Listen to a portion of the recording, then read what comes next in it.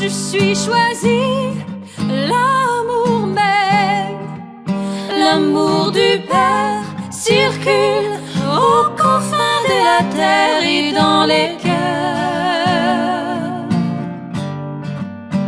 et dans mon cœur, parce que l'amour même, je deviens l'amour, parce que l'amour même, je deviens l'amour.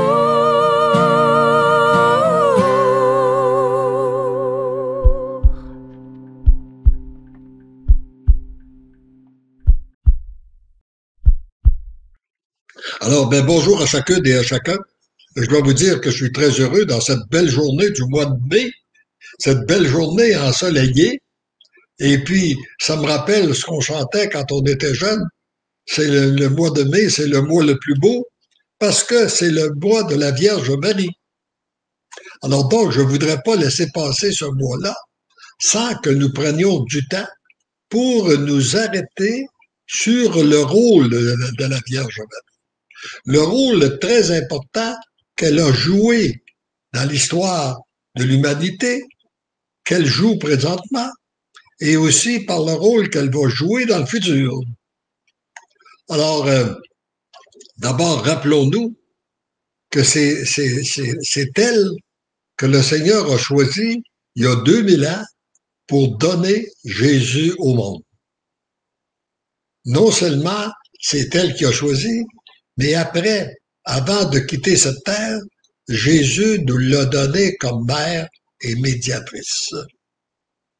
Et depuis ce temps-là, elle accompagne régulièrement tous les gens qui passent par elle pour les transférer au cœur de Jésus, qui les transfère au cœur du Père. C'est donc un chemin excellent qui nous a été donné pour entrer en relation avec notre Dieu. Parce que souvent, par exemple, lorsque nous avons certaines craintes, nous avons certaines peurs, eh bien là, on peut toujours, parce que c'est un cœur de mère, on peut se permettre de passer par elle pour nous rejoindre à Jésus.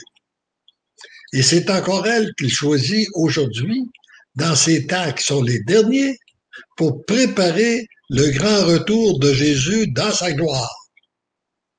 Si elle s'est fait aussi active ces dernières années, par toutes ces apparitions un peu partout à travers le monde, c'est justement c'est elle qui a à préparer le cœur, préparer les cœurs pour accueillir Jésus dans sa gloire. Et son rôle est d'une importance capitale. Nous n'avons pas jamais fini de le découvrir. Et de découvrir aussi comment, pour moi, pour m'aider à comprendre un peu le rôle de la Vierge Marie, puis ce qu'est ce cœur de mère, eh bien, j'aime faire la réflexion suivante. Je ne sais pas si c'est à cause de la mère que j'ai eue, de la mère que mes enfants ont eue, que les mères que mes petits-enfants ont eues et que je vois comme mes arrière-petits-enfants, il m'apparaît très clairement qu'après l'amour de Jésus, ce qu'il y a de plus pur, l'amour qui est le plus pur qui existe sur cette terre, c'est le cœur d'une mère, c'est l'amour d'une mère envers son enfant. Il y a quelqu'un qui m'avait dit, tu veux dire l'amour d'une femme? Non, non, pas l'amour d'une femme. L'amour d'une mère, c'est pas pareil. Et on aura beau voir l'enfant faire les bêtises que ça voudra, se salir, faire quelqu'un dans sa couche, etc., etc., la mère le prend, elle le lave, elle le cajole, elle le rend beau. Voyez-vous ce que fait une mère? Et ça, si une mère, qui est une pécheresse, que ses problèmes, c'est la queue, est capable d'un amour aussi pur envers son enfant, on peut comprendre, ça peut nous aider à comprendre l'amour que la Vierge Marie a pour chacun et chacune de nous comme mère.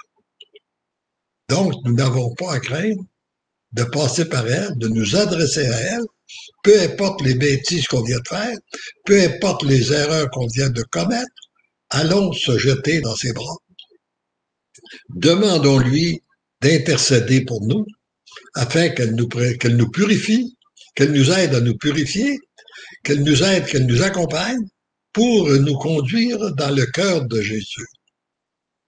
Et ça, c'est sûr que c'est une prière qui va être exaucée. Alors, nous sommes donc à une époque où, plus que jamais, l'humanité a besoin de la Vierge Marie. Plus que jamais, elle se fait active aussi, puis elle veut aider ses enfants de la terre. On retrouve dans un des messages des choisis de Jésus, c'est-à-dire du haut du ciel, la Vierge Marie et Jésus voient notre monde comme si nous étions au bord d'un gouffre. Imaginez la mère qui voit son tout petit sur une haute falaise, là, sur le bord d'un gouffre qui était d'un danger de tomber.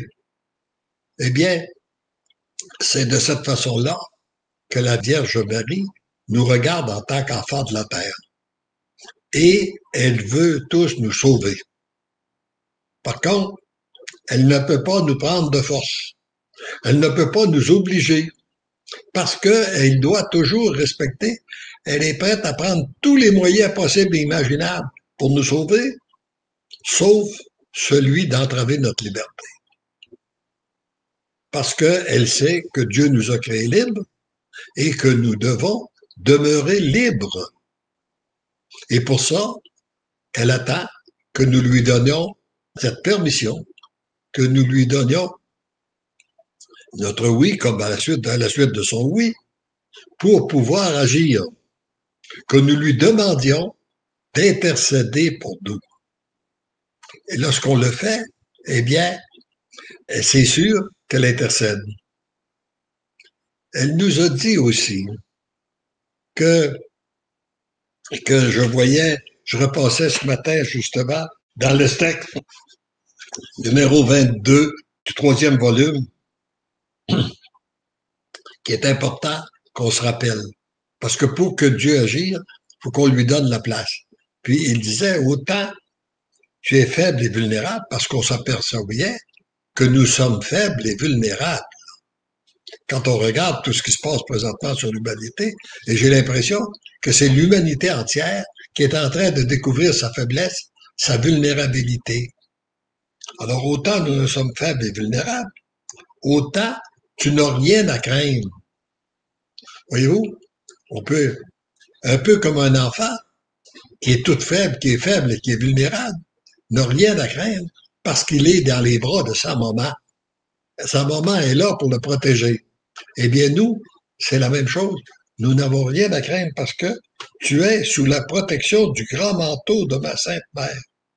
Je suis toujours avec toi. Ensemble, nous avançons vers la plénitude de l'amour.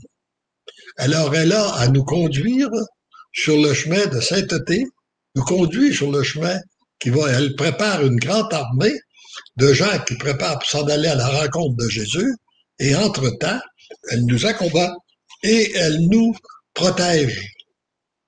Donc, nous n'avons rien à craindre. Son cœur est toujours disponible à nous accueillir.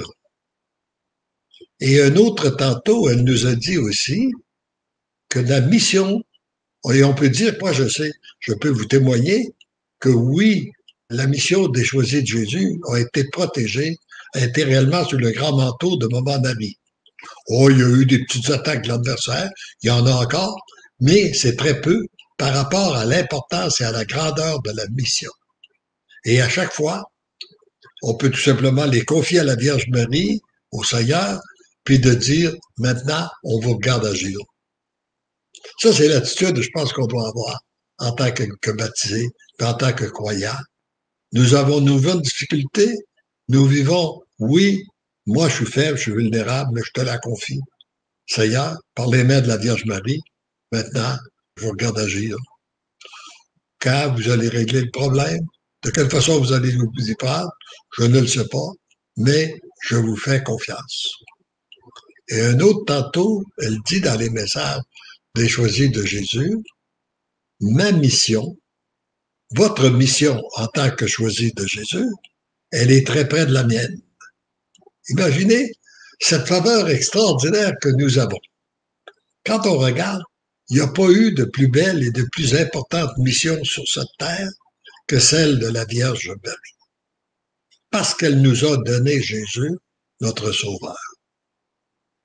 Et elle a eu comme rôle d'accueillir Jésus dans son sein pour le donner à l'humanité. Et sa mission a commencé par un oui total à la volonté. Je ne sais pas comment ça va se faire, parce que je connais point d'homme, mais je te donne mon oui. Et notre mission en tant que choisi de Jésus, elle est très prête parce qu'il s'agit d'accueillir Jésus dans notre cœur, de lui laisser toute la place. Et une fois qu'on l'a accueilli, il peut passer à travers nous pour rejoindre les autres. Voyez-vous comme si la mission est prête. Notre mission est très près de celle de la Vierge Marie. Et cette mission-là aussi commence par le même début que celle de la Vierge Marie, c'est donner un oui total, inconditionnel et irrévocable.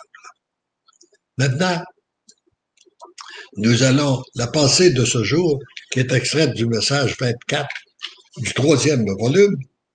Alors, mon tout petit, nous devenons de plus en plus des intimes.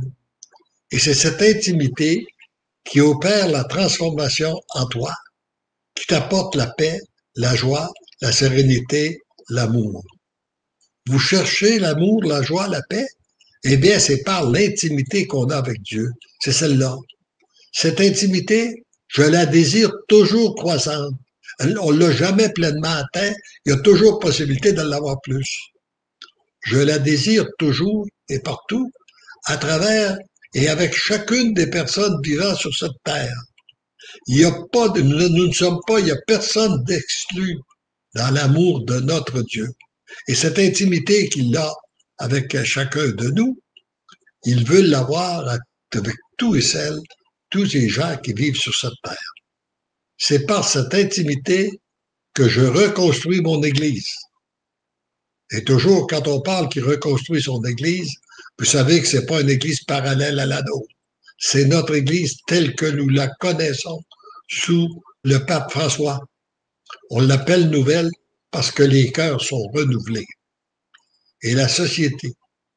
Alors, il reconstruit son Église, puis il reconstruit aussi la société, qui a réellement besoin d'être reconstruite parce qu'on s'est égaré et on s'égare de plus en plus du vrai chemin que Dieu a tracé pour l'humanité.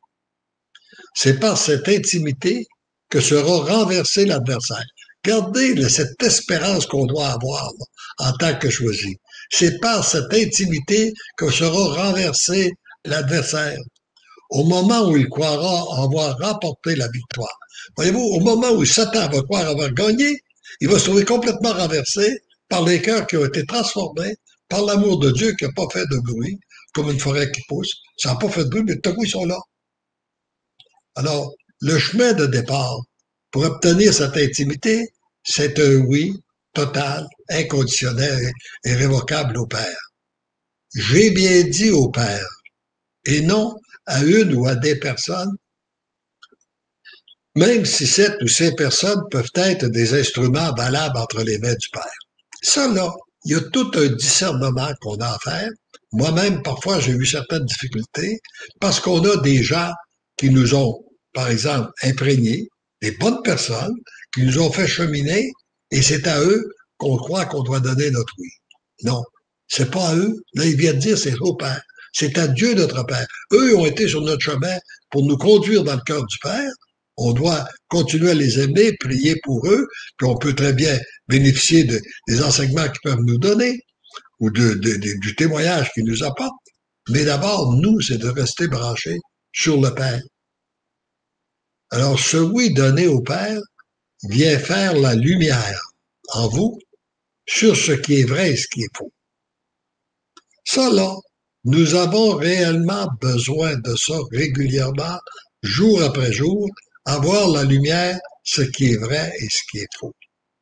Vous reconnaissez que vous êtes dans la vraie lumière si vous êtes capable d'accepter la totalité de la parole de Dieu, de l'enseignement doctrinal de l'Église, sans en rejeter un iota. Ma mort est venue racheter vos fautes et ma résurrection vous révèle que je suis votre sauveur.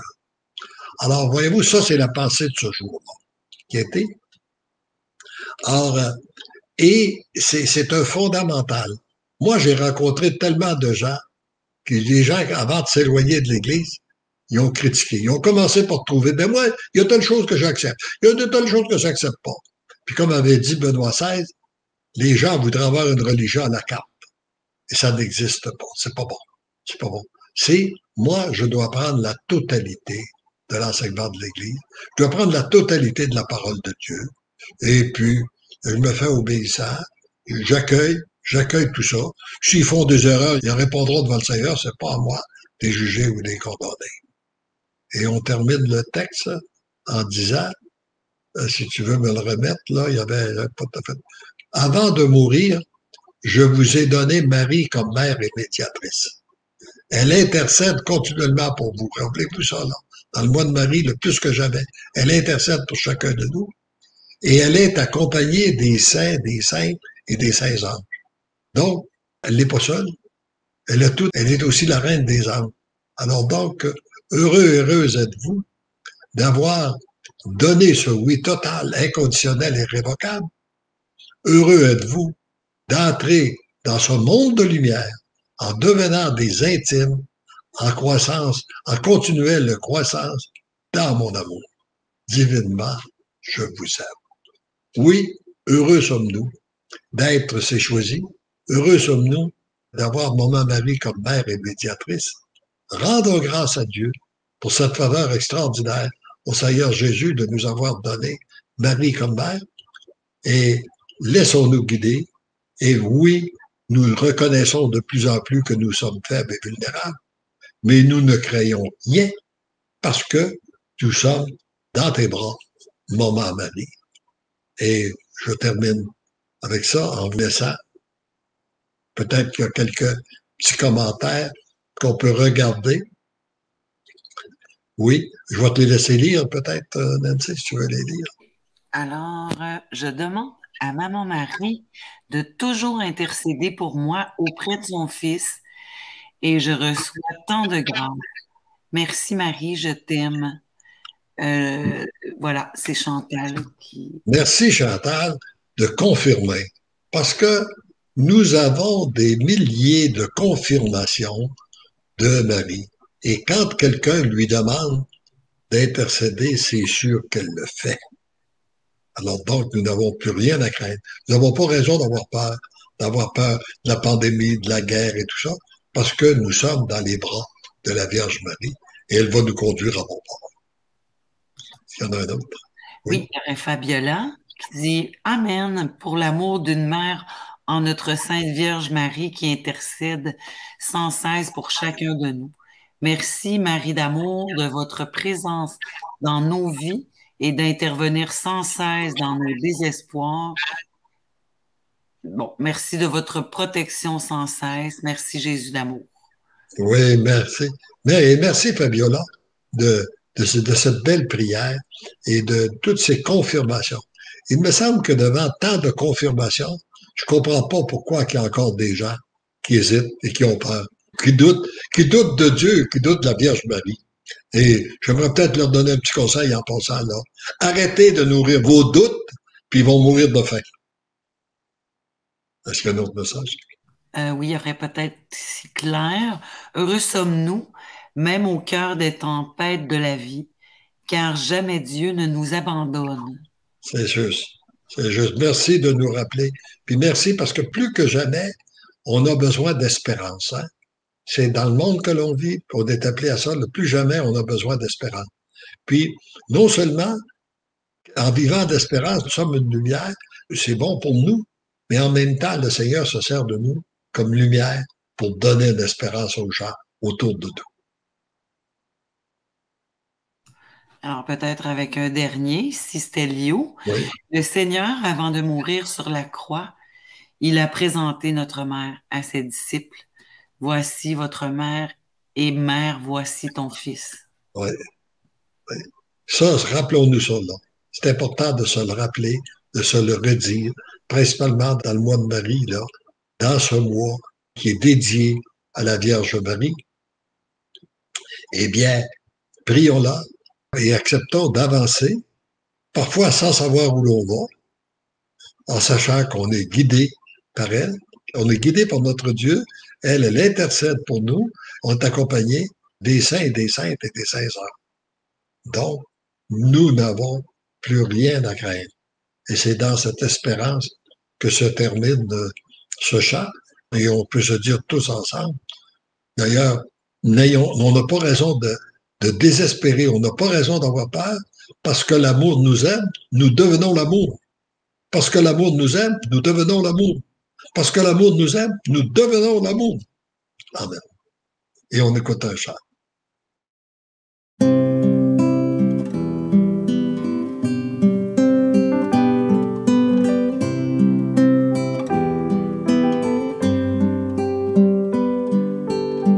Ton grand manteau, Vierge Marie,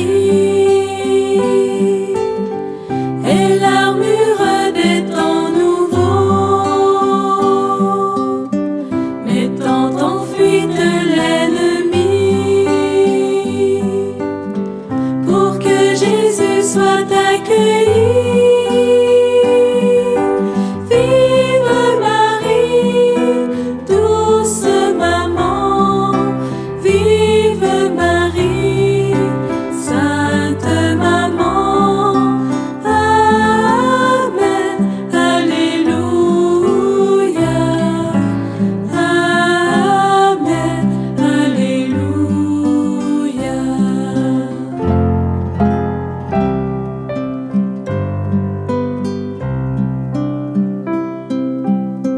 Ton grand manteau, douce maman, est le lieu de rassemblement de l'armée des vaillants choisis, qui verront l'amour triompher. Vive Marie, douce maman, vive Marie, sainte maman. Amen, alléluia. Amen, alléluia.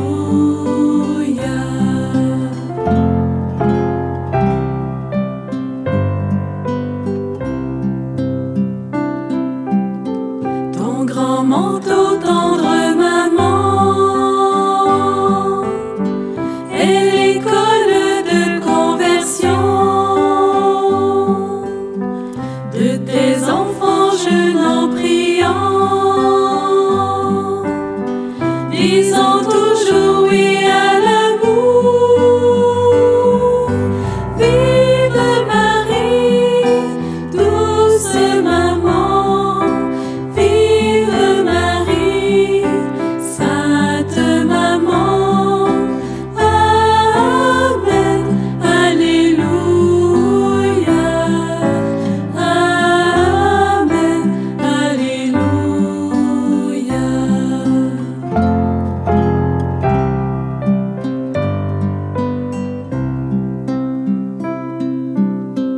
Ton grand manteau, sainte maman, est l'attente des tout petits, que tu cajoles et purifies pour le retour de Jésus-Christ. Vive Marie, douce maman, vive Marie, sainte maman. Amen,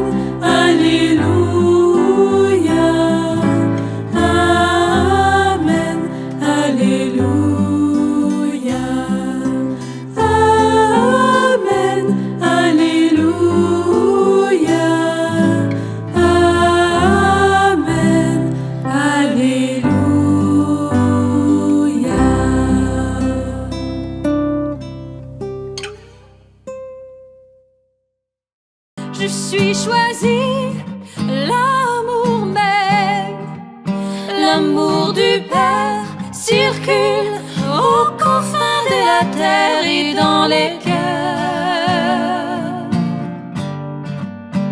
et dans mon cœur, parce que là